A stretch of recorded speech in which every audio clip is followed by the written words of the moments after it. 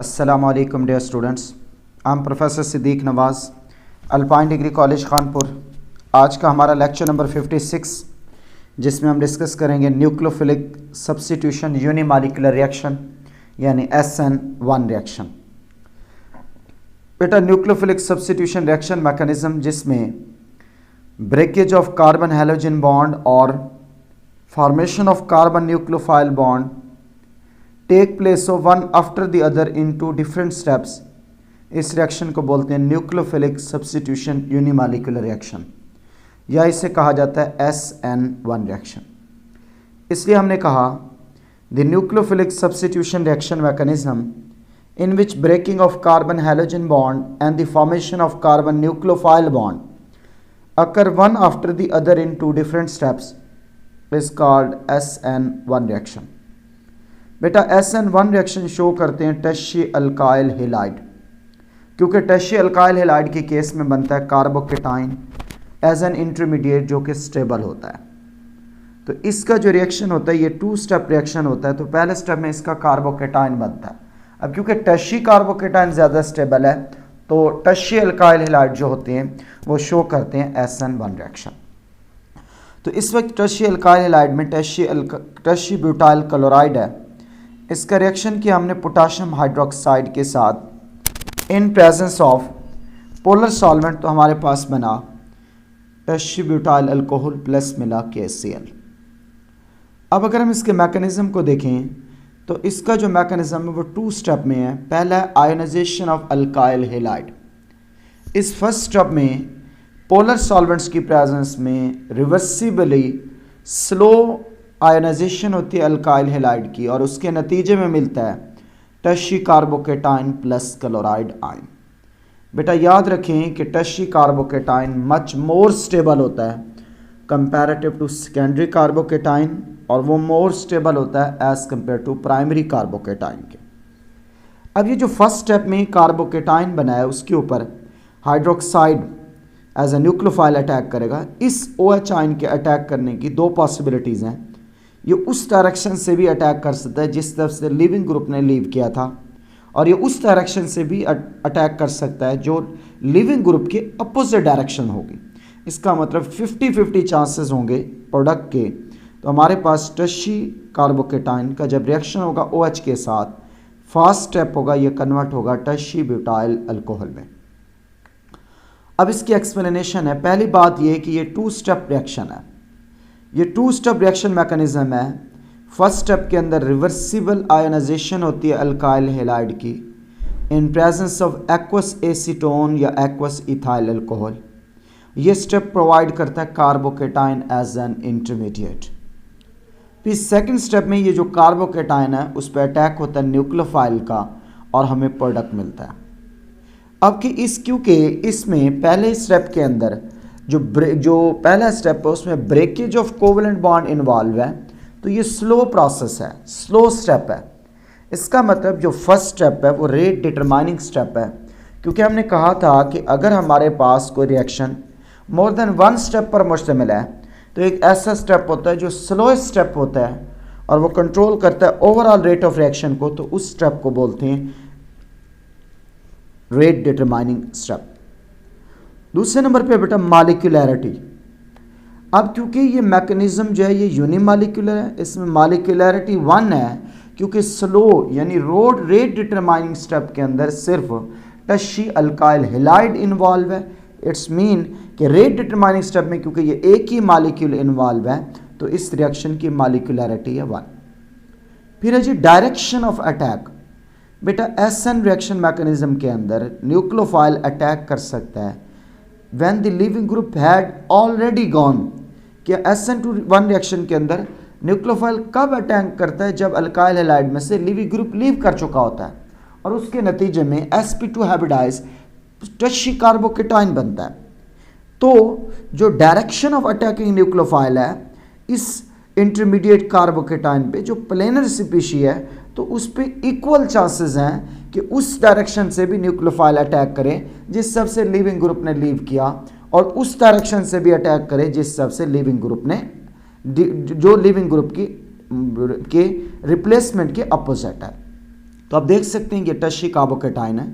50% chances हैं उस तरफ से जिस तरफ से लीविंग ग्रुप ने लीव किया, और 50% चांसेस हैं opposite to the direction of leaving group. तो हमारे पास दो प्रोडक्ट मिलते हैं, 50% रिटेंशन ऑफ कन्फिगरेशन और 50% इन्वर्जन ऑफ कन्फिगरेशन। रिटेंशन में पहले जैसी कन्फिगरेशन रिटेन रहेगी, जबकि इस केस में ये इन्वर्ट हो गई है। इसका मतलब कि SN1 रिएक्शन में 50% इन्वर्जन ऑफ कन्फिगरेशन के साथ प्रोडक्ट बनता है और 50% रिटेंशन ऑफ कन्फिगरेशन के साथ प्रोडक्ट बनता है। फिर लिखा बेटा कन्फिगरेशन ऑफ प्रोडक्ट। अभी हमने डिस्कस किया कि 50% इन्वर्जन ऑफ कन्फिगरेशन और 50% रिटेंशन ऑफ कन्फिगरेशन होगी। फिर है जी रिएक्शन काइनेटिक्स।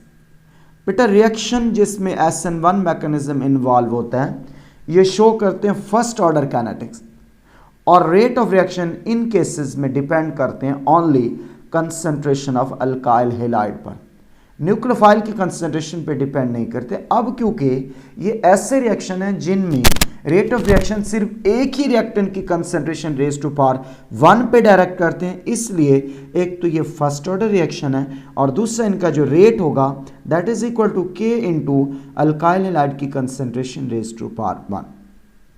फिर ऑर्डर ऑफ SN1 रिएक्शन अभी कहा कि concentration term in the rate expression unity के इक्वल है, कि अल्काइल हैलाइड की कंसंट्रेशन की रेज टू पावर 1 है, तो ये फर्स्ट ऑर्डर रिएक्शन है। फिर है जी नेचर ऑफ अल्काइल हैलाइड।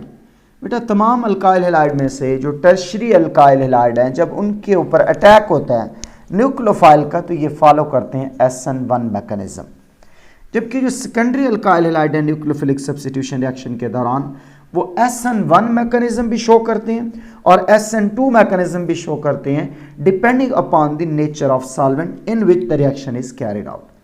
अगर पोलर सॉल्वेंट हो वो हेल्प करते हैं इन आयोनाइजेशन, तो ये फेवर करेगा SN1 रिएक्शन, और अगर आप नॉन पोलर सॉल्वेंट यूज करते हैं तो फिर रिएक्शन होगा SN2। It's mean secondary alkyl halide के केस में अगर आप पोलर सॉल्वेंट्स यूज करते हैं तो SN1 रिएक्शन शो करेंगे, और अगर नॉन पोलर सॉल्वेंट इस्तेमाल करते हैं तो फिर SN2 रिएक्शन होगा।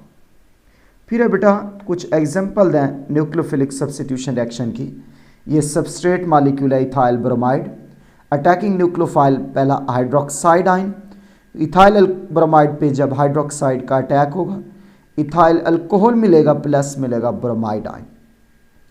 फिर इथाइल ब्रोमाइड है, अगर इस पे आयोडाइड का अटैक होगा तो बनेगा इथाइल आयोडाइड प्लस मिलेगा bromide ion.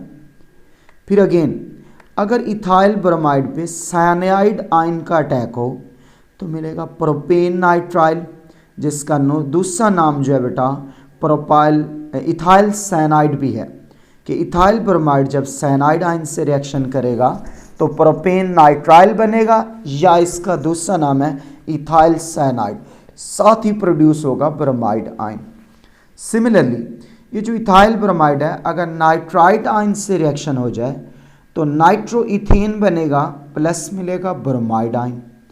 In the same way अगर इथाइल ब्रोमाइड का रिएक्शन होता है मेथॉक्साइड आयन के साथ तो इथाइल मिथाइल ईथर बनेगा, क्योंकि नेगेटिव चार्ज इस C पे अटैक करेगा तो ये Br निकलेगा, तो बनेगा CH3CH2OCH3, तो ये इथाइल ये वाला मिथाइल ये वाला, तो नाम बनेगा इथाइल मिथाइल ईथर प्लस मिलेगा ब्रोमाइड आयन।